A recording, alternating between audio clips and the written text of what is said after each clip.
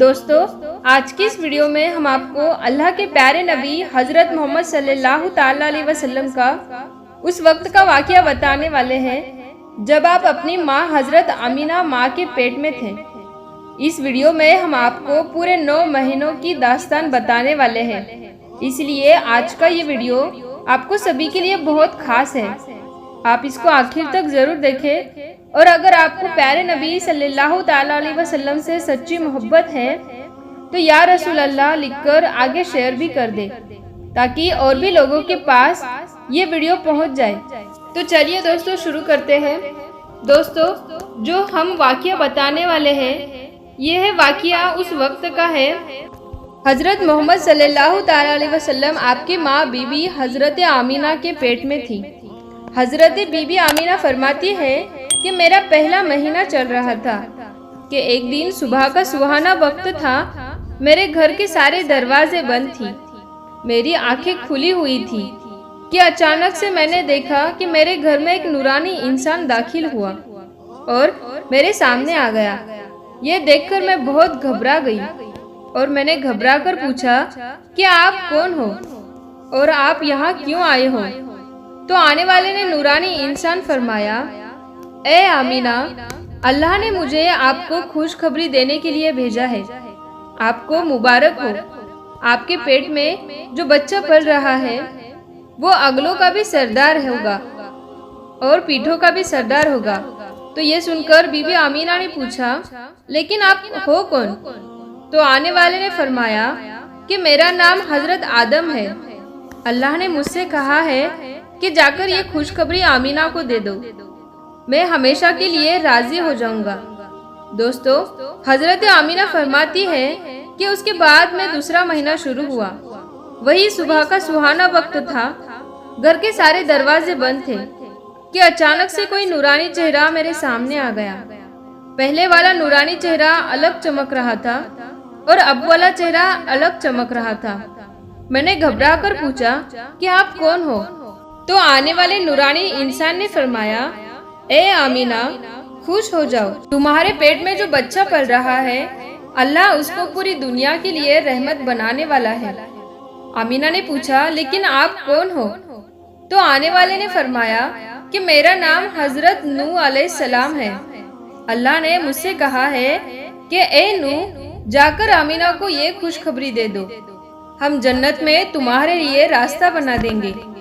دوستو، حضرت آمینہ فرماتی ہے کہ اس کے بعد میرا تیسرا مہینہ شروع ہوا، وہی منظر تھا، صبح کا سہانا وقت تھا، گھر کے سارے دروازے بند تھے کہ اچانک سے ایک اور نورانی چہرہ میرے سامنے آ گیا۔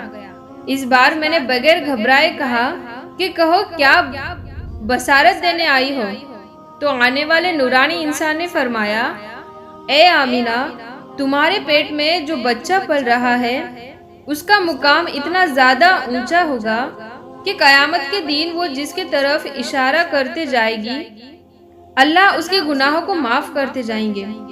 تو بی بی آمینہ نے پوچھا، لیکن آپ کون ہو؟ تو آنے والے نے فرمایا کہ میرا نام حضرت عیسیٰ علیہ السلام ہے۔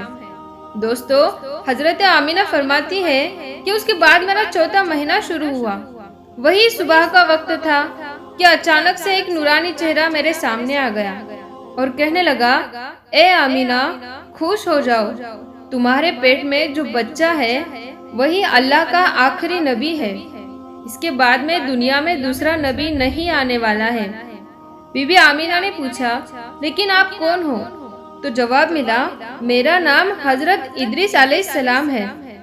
دوستو، حضرت آمینہ فرماتی ہے اس کے بعد میرا 5واں مہینہ شروع ہوا، وہی صبح کا وقت تھا، گھر کے سارے دروازے بند تھے کہ اچانک سے ایک نورانی چہرہ میرے سامنے آ گیا اور کہنے لگا، اے آمینہ، خوش ہو جاؤ، تمہارے پیٹ میں جو بچہ ہے وہی دنیا کا سردار ہوگا، نبیوں کا سردار ہوگا، اور اس بچے سے بڑھ کر کوئی بھی پاک دامن نہیں ہوگا۔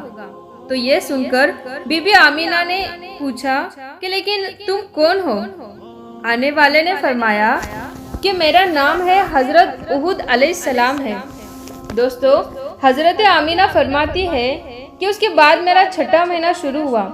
वही सुबह का वक्त था, घर के सारे दरवाजे बंद थे कि अचानक से एक नूरानी चेहरा मेरे सामने आ गया और कहने लगा, ए आमीना, खुश हो जाओ, अल्लाह ने तुम्हारे पेट में जो बच्चा पल रहा है वो अल्लाह का महबूब भी बनेगा और अल्लाह का दोस्त भी बनेगा। तो ये सुनकर बीबी आमीना ने पूछा, लेकिन आप कौन हो? तो आने वाले ने फरमाया कि मेरा नाम हजरत इब्राहिम है, मैं खलीलुल्लाह हूँ, लेकिन ये बच्चा मेरे से भी बड़ा खलीलुल्लाह होगा। दोस्तों, हजरत आमीना फरमाती है कि उसके बाद मेरा 7वां महीना शुरू हुआ। वही सुबह का वक्त था कि अचानक से एक नूरानी चेहरा और मेरे सामने आ गया और कहने लगा, ए आमीना, खुश हो जाओ, तुम्हारे पेट में जो बच्चा पल रहा है वो खलीलुल्लाह होगा, वो अल्लाह से डायरेक्ट बात करेगा। अल्लाह से बात तो हजरत मूसा ने भी की थी, लेकिन मूसा और अल्लाह के बीच में 70,000 पर्दे थे, लेकिन तुम्हारा ये बच्चा अल्लाह से बात करेगा तो कोई भी पर्दा नहीं होगा। तो ये सुनकर बीबी आमीना ने पूछा, लेकिन आप हो कौन? तो आने वाले ने कहा, मेरा नाम हजरत इस्माइल है। दोस्तों, हजरत आमीना फरमाती है कि उसके बाद मेरा 8वां महीना शुरू हुआ। वही सुबह का वक्त था, घर के सारे दरवाजे बंद थे कि अचानक से एक नूरानी चेहरा मेरे सामने आ गया और कहने लगा, ए आमीना, खुश हो जाओ, तुम्हारे पेट में जो बच्चा पल रहा है वो मुर्तजा होगा, वो मुस्तफ़ा होगा, जिससे अल्लाह राजी होगा। तुम्हारे पेट में जो बच्चा है उसको सबसे साफ और सुथरा बनाया है। तो ये सुनकर बीबी आमीना ने पूछा कि आप कौन हो? तो जवाब आया कि मैं हजरत मूसा अलैहिस्सलाम हूँ। दोस्तों, हजरत आमीना फरमाती है कि उसके बाद मेरा 9वां महीना शुरू हुआ। वही सुबह का वक्त था कि अचानक से एक नूरानी चेहरा मेरे सामने आ गया। इसके बाद एक नूरानी चेहरा मेरे सामने आया। वो ऐसे आया जैसे कि वो अभी गुस्ल करके आया हो। उनके बाल मुबारक से पानी की कतरे टपक रही थी।